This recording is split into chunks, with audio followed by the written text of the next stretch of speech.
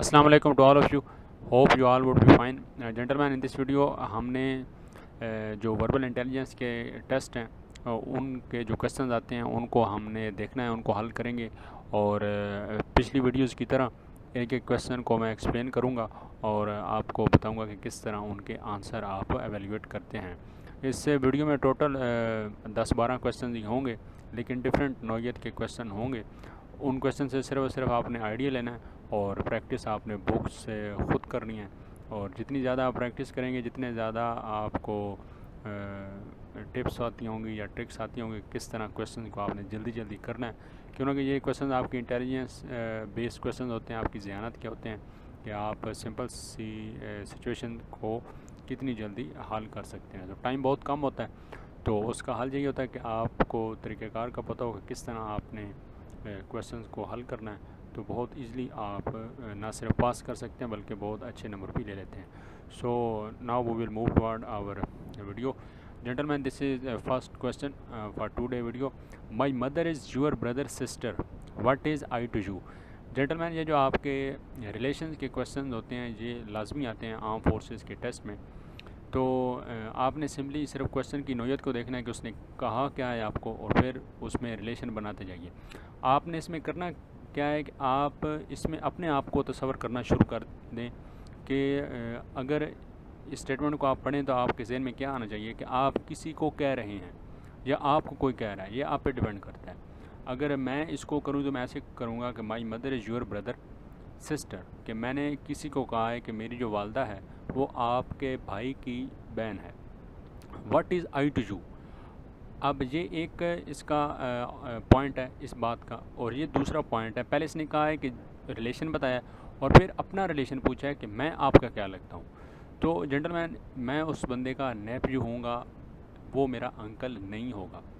आप इस पर अंकल भी लगा सकते हैं, नेफ्यू भी लगा सकते हैं। अगर अंकल लगाएंगे तो वो गलत हो जाएगा, नेफ्यू लगाएंगे तो वो ठीक होगा।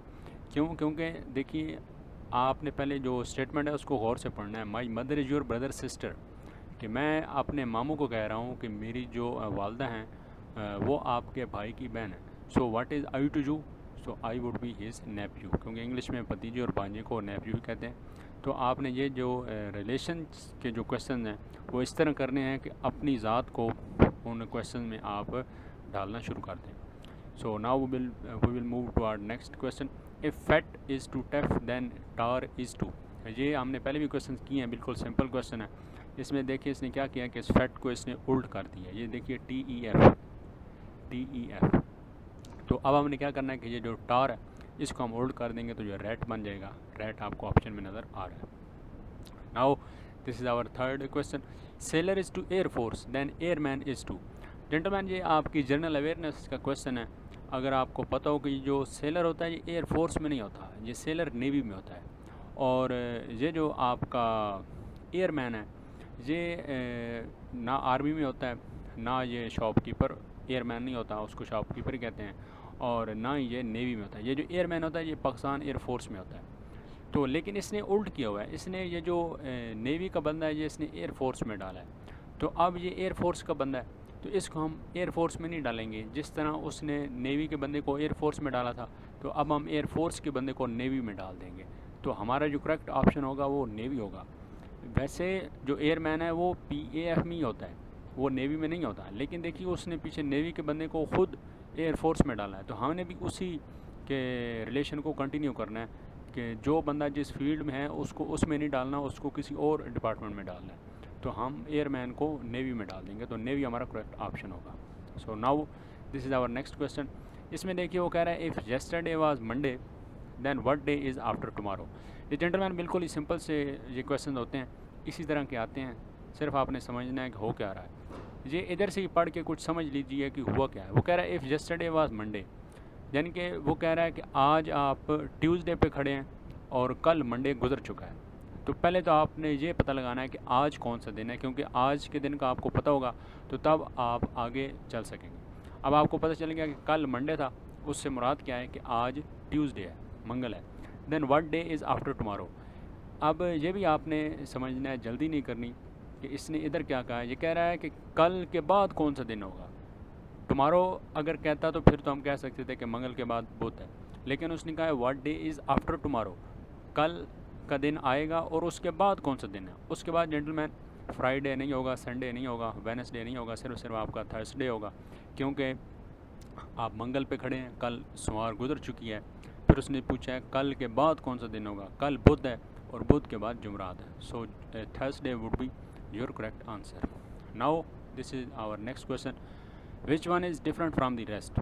ये 4 आपको नाम दिए गए हैं, इनमें से आपने बताना कि कौन सा डिफरेंट है जो इनके साथ नहीं मिलता।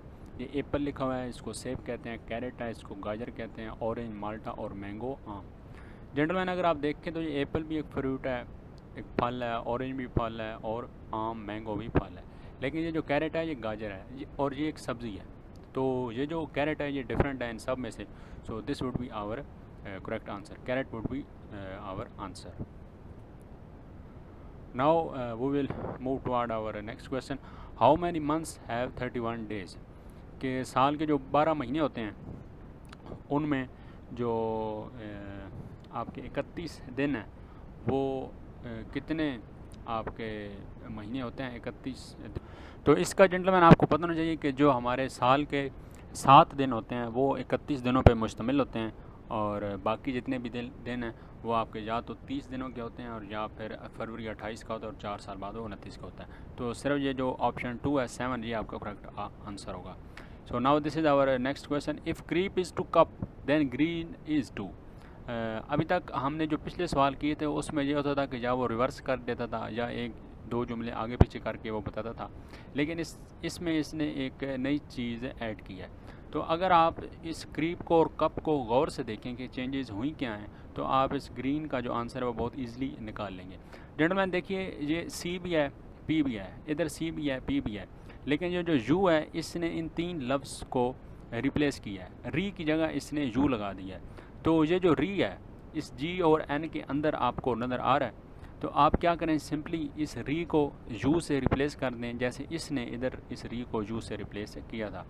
तो जी इधर रखिए, एन इधर रखिए, बीच में यू लगा दीजिए, स्पेलिंग बन जाएंगे gun.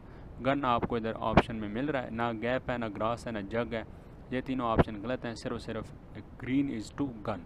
So this would be your correct answer. Now this is our next question, what letter comes alphabetically in order fluctuation। इन अल्फ़ाबेटिकली क्वेश्चन में क्या करना होता है आपने कि सिंपली नीचे ABC लिखना शुरू कर दीजिए, और जो लफ्ज़ मैच कर जाए, यानी कि ऊपर भी वही लफ्ज़ हो और नीचे भी वही लफ्ज़ हो, तो वही आपका आंसर होगा। सो हम स्टार्ट करते हैं ABC जहाँ से, चाहे लफ्ज़ जो भी है, फ्लक्चुएशन है, बिहेव है, एबिलिटी है, व्हाट्सएवर जो भी लफ्ज़ है, आपने अगर इस तरह का क्वेश्चन आए वो पूछे कि अल्फ़ाबेटिकली ऑर्डर में कौन सा लफ्ज़ आता है, आपने नीचे ABC लिखना शुरू कर देनी है। क्या करना है, ये ABCD, अभी देखिए जहाँ तक कोई लफ्ज़ मैच नहीं हुआ तो आगे चलते रहिए, ABC पढ़ते रहिए, DEFGHI। ये देखिए आई हमने नीचे लिखा, अल्फ़ाबेटिकली ऑर्डर में लिखा है, और ऊपर भी आपका आई लिखा हुआ हमें नज़र आ रहा है।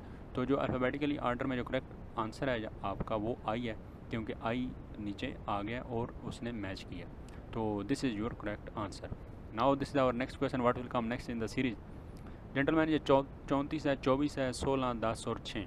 इनमें 34 को देखिए कि 34 के बाद 24 कैसे आया कि उसने इसमें 10 माइनस किए हैं। फिर 24 के बाद देखिए 16 कैसे आया कि उसने इसमें से 8 माइनस किए हैं। फिर 16 के बाद 10 देखिए कैसे आया, उसने इसमें से 6 माइनस किए हैं। फिर 10 में से 6 देखिए कैसे आया, उसने इसमें से 4 माइनस किए हैं। तो जेंटलमैन ये रिलेशन आप देख रहे हैं कि पहले 10 माइनस हुए, फिर 8, फिर 6, फिर 4। तो अब आगे जो माइनस होंगे वो सिर्फ 2 माइनस होगा। 6 में से आप 2 माइनस करेंगे तो आपका जो आंसर है वो 4 आ जाएगा, क्योंकि जो सीक्वेंस है उसको आपने कंटिन्यू करना है। Now this is our next question and last question of this video, which one is different from the rest. Invention, find, construction, discover.